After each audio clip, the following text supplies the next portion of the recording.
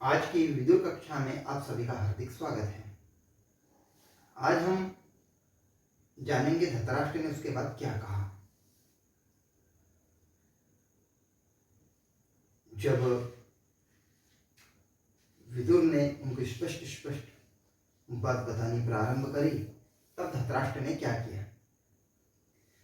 धृतराष्ट्र ने कहा, ये 15वां श्लोक, श्रोतुमिच्छामि ते धर्म्यं परम निःश्रेयसं वच अस्मिन् राजर्षि वंशे हि त्वमेकः प्रजासं प्राज्ञसम्मतः। मैं तुम्हारे धर्मयुक्त तथा कल्याण करने वाले सुंदर वचन सुनना चाहता हूं, क्योंकि इस राजर्षि वंश में केवल तुम्हें विद्वानों के भी माननीय, विद्वान होना अलग बात है, पर विद्वानों के भी माननीय सम्मानीय होना अलग बात है। विद्वानों के माननीय सम्मानित तभी हो सकते हैं जब हम श्रेष्ठ कार्य में लग्न भी हो। विद्वान तो भीष्म पितामह भी थे, विद्वान तो द्रोणाचार्य भी थे, विद्वान तो कृपाचार्य भी थे, क्योंकि कृपाचार्य तो स्वयं उनके कुल गुरु थे, परंतु वो सही समय पर सही निर्णय नहीं ले सके। वह अपने संकेतों द्वारा कौरव पांडवों को पृथक पृथक संदेश नहीं दे सके। परंतु विदुर भी विद्वान है, परंतु वो उन सब में श्रेष्ठ है।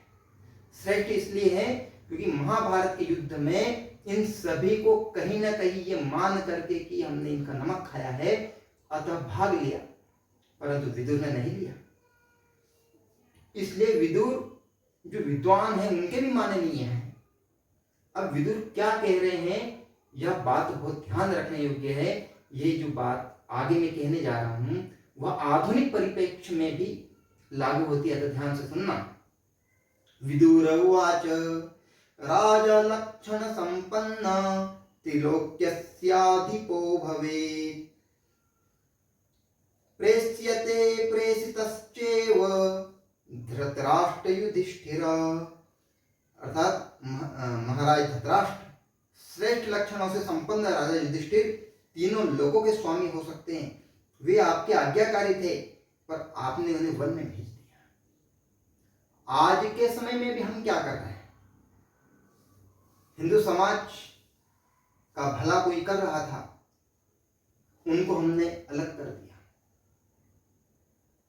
यहां पर यह है कि हिंदू समाज तीनों लोगों का स्वामी हो सकता है, परंतु कब, जब वो आज्ञाकारी हो जाए, जब वो बात मानने लग जाए, या चक्रव्यूह में फंसना बंद कर दे।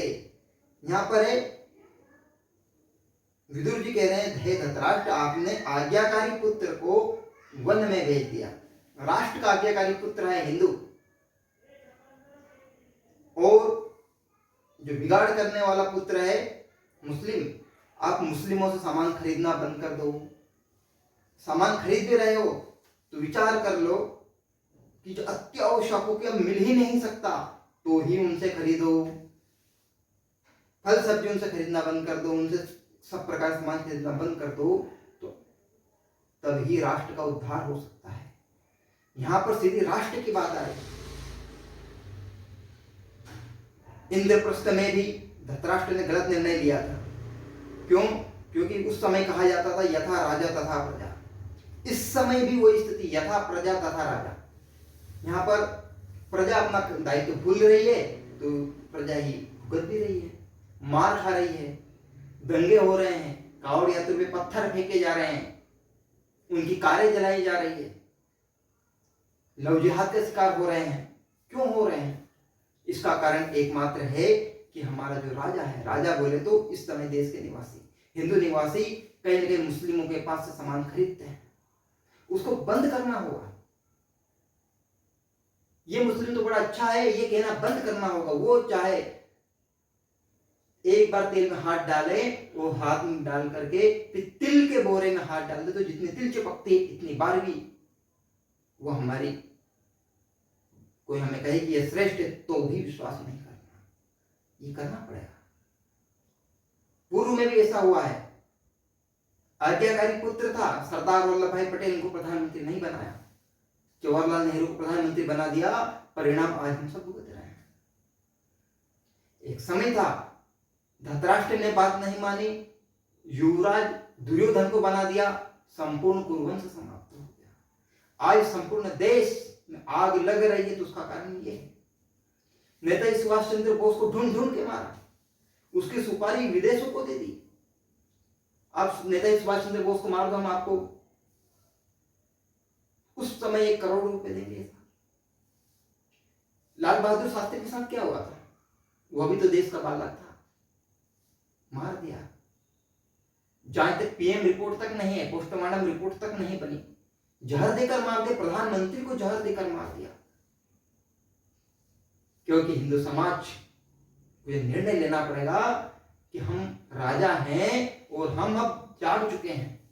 यदि ऐसा निर्णय नहीं लेगा तो वन वन भटकने के लिए तैयार रहे, इसमें किए भी।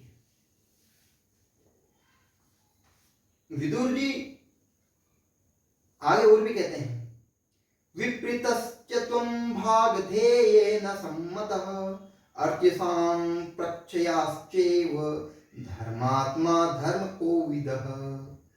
आप धर्मात्मा धर्म के जानकार होते हुए भी आंखों से अंधे होने के कारण उन्हें पहचान न सके, इसी से उनके अत्यंत विपरीत हो गए और उन्हें राज्य का भाग देने में आपकी सम्मति नहीं हुई।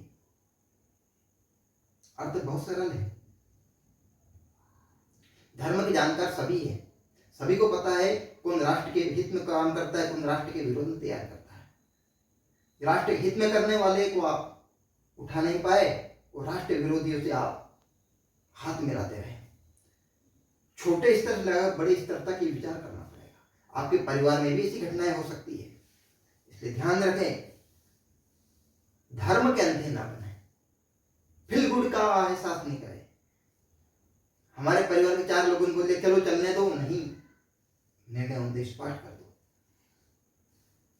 इस चीज को हमें इजराइल से सीखना चाहिए। एक ही बार में हमला करता है, एक ही बार में फाइनल कर देता है। लंबा खींचने से राष्ट्र का नुकसान होता है, व्यक्ति का नुकसान होता है। अर्थात धर्म और धर्मात्मा होते हुए भी आंख के अंधे होने के कारण, आंखें होते हुए भी जो श्रेष्ठ और दुष्ट को नहीं पहचान सके, उनका धन, उनका राज्य, उनका मकान, उनकी गाड़ी, ये सब दिखते देर नहीं लगती है। लोग कान भरने में देर नहीं लगाएंगे और आपका सब कुछ चला जाएगा। अतः परिवार के मुखिया को चाहिए कि अपनी आंखें खुली रखे कि कौन पुत्र कितना परिश्रमी है, कौन परिश्रम कर रहा है, कौन परिश्रम नहीं कर रहा है, उसका तुरंत निर्णय लें। वो निर्णय नहीं ले पाएंगे तो परिवार समाप्त होने लगता है। यह विदुर जी कह रहे हैं।